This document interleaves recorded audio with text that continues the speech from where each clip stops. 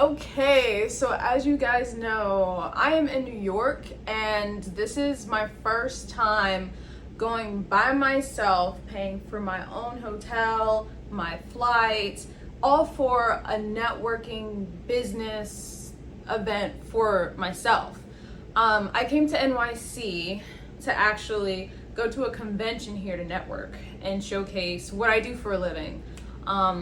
I literally had the plans, the goals to go in there and tell people, this is what I do for a living, and I live in a high rise now, and yes, you can make a career out of photography still, and you can do it with just an iPhone. I had no experience in photography, and I wanted others who were passionate about it, went to school for it, who wants to make a career out of it. I want them to know that it is doable, especially in a 3 to 4 year time span, because that's how long it took me to get to where I am now. It only took 3 to 4 years, and I want people to be aware of that. And I thought the perfect place would be at these conventions. So, day one, first, I just want to talk about how great New York is. Like, people ask me, have I ever been to New York before? And I have, in different circumstances. Like, apparently when I was 2, I went to New York with my mom. No memory of it. And, no memory of it. And then at the age of 12, I went with my dad on a family trip to NYC, and I remember it, but it's just so different when you go with family. And I feel like when you're going by yourself, you have to think of everything for yourself. Where are you gonna stay? Where are you gonna eat? Where are you gonna go? And so I really cherish those moments of doing what I wanted to do while I was here. And so New York is obviously different from Nashville because New York is bigger and more spacious, and there's just so many personalities in each like little section of the city. And I love the fact that there's water right next to us, like a beach, an ocean, and also there's like little mini jungles, not jungles, but like parks, randomly in the city. And also the big humongous buildings, like they're just so huge. I actually came and went to the observatory at the World Trade Center, and 100 floors. I live in a high rise, and the highest it goes is 34, and I live on the 26th. It made my high rise look like you could just step on it. It was like no big deal. But it was just so cool to be that high and see New York City and New Jersey from the other side. It's just awesome to be in big places. And when I'm walking from to and fro, because I wouldn't dare drive in New York City, but walking, like, I've gotten so much fitter and my waist got slimmer, and I was just exercising every day, and I loved it because I feel in shape. I'm inspired to do something beyond myself. And also the city lights are here, and I luckily was able to get a hotel in the Times Square area, literally in the Times Square hotel. It's called Tempo now. And it's just beautiful to be able to be so close to all the tourist spots, and the neon lights, and just walk out of your hotel and just see it. Like, it's amazing to be able to do that. And I give myself props for being able to get a place like this here in NYC for the first time of me going by myself, and I'm just thankful, and I just think it's just so inspiring. Like, it literally is. And I feel like the people's mindset here is very similar to any person that's a dreamer, entrepreneur, or wants something more for themselves. And I love that. I like being in an environment where it's go, go, go, pretty much kind of like 24/7 in a way, because that's what I need for myself to get to where I want to get to in life. And yeah, so New York is amazing. Anyways, but day one was awesome because I actually went in thinking I was going to go into this convention. Well, technically day two. Day two was awesome. I went to the convention day 2, basically, of me being here. And it was my first time going to an actual photography convention, which was awesome, by the way. But I've learned 2 things. One, I've learned where I belong in this convention, because given I'm an iPhone photographer, there's a lot of camera photographers out there that are solely focused on lenses and equipment and all this stuff.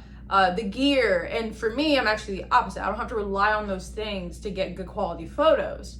And so there's a lot of like egos definitely in that community that was downstairs of the convention area. But when I went upstairs, there's a lot of panels, and I've learned that day one, I'm thinking, I'm gonna come in here and show these people. Instead, I actually realized that I think I need to take a step back, sit down, shut up, and listen. Because day one was all about, day one there was all about learning. So I was listening to a lot of the things that a lot of the photographers had to say, learn more about history, learn more about stories, because photography isn't just about pictures, but stories. And so I learned a lot with that. And I was like, okay, maybe that's what I'm here for, just to shut up and listen and learn. And so that's what day one was all about. And so I took in a lot of information, wrote down notes in my phone, and walked away proud. And then day two of going to the convention, which is technically day three for me here in New York anyways, but day two, I've actually walked in thinking, okay, well, I'm gonna try to go to these panels and just see again what happens, because I know where I belong.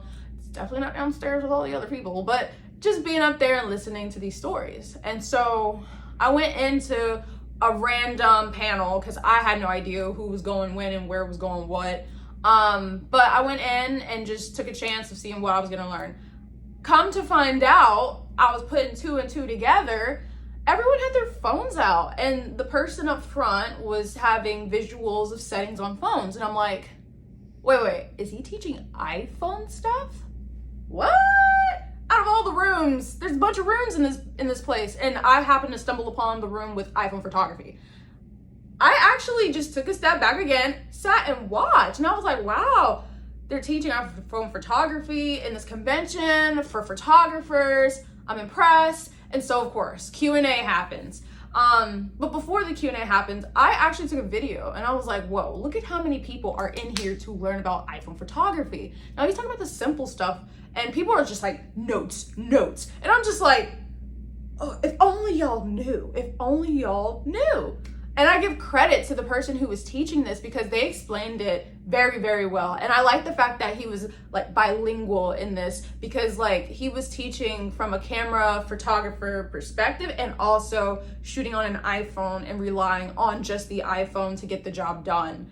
And with me, I just know one, iPhone photography. Like I know nothing of cameras. I know some, but not enough to like give enough teaching information about it. And so I listened to everything he said and like watch other people, observe what he's talking about, and just fascinated by how many people were there, you know? And so of course, Q&A happened. I was the first one to speak, and I said, hey, is it okay if I just give a quick statement? I just want to thank you for teaching this to everybody. And for those who don't know, my name is Nita. I've shot over 400 plus clients with just the iPhone. I have work on CMT, BET, music videos, and I'm here to let you guys know, like, you can make a career out of this. And I told them, not to mention, I live in a high rise, and it only took me 3 to 4 years. So a lot of people were like, whoa, wow. And then the instructor was like, I'm trying to be on her level. So it was just crazy. So I realized right then and there, I was meant to be there, and I was meant to say what I was supposed to say. And, you know, some people came up to me after and then I gave out 10 business cards of my stuff, and people were just curious, like, whoa, I have questions for you. And so another person came up to me, older man. He actually said, you know, I've worked with B&H for years, and I'm born and raised here in New York. You need to be at the next convention next year. Like, you need to speak next year. And I was just like, You're right. I'm trying. That's why I'm here. You know, I'm trying to make things work. So yeah, I took his advice to go to the store, the actual B&H store, and, you know, talk to them and see what happens. I got a phone number, so let's see what happens when I call them up. Maybe something might come about it for next year, manifesting that. But just seeing the amount of people that were there to learn about iPhone photography, like the room was packed. I was just like, man, that would be so cool, like, to do that for other people and, you know, do a Q&A and answer these questions and help people and give them more of an inspiration and all that stuff. So I feel like that's what that day 2 was all about, being at the convention center. And it inspired me to maybe I should have my own in Nashville. I don't know, we'll see. But this is what I'm talking about. Like, you never know what's gonna come about things unless you try. And I've learned so much and took so many notes, and I'm gonna make a separate video about what I've learned at that convention center that could help you. But that was my brief summary. I actually have to go because I'm about to be kicked out of this hotel, and I am about to head back to Nashville. So let's get it. Oh my gosh, I feel like that's just like my tagline because I keep saying that in everything that I post. Anyways, but that is the story of my New York journey. And again, so much to talk about, and maybe I'll make a separate video about solo tripping because there were so many things that I still got to do while I was here, minus the work related stuff. Anyways, thank you guys for watching my video. Bye.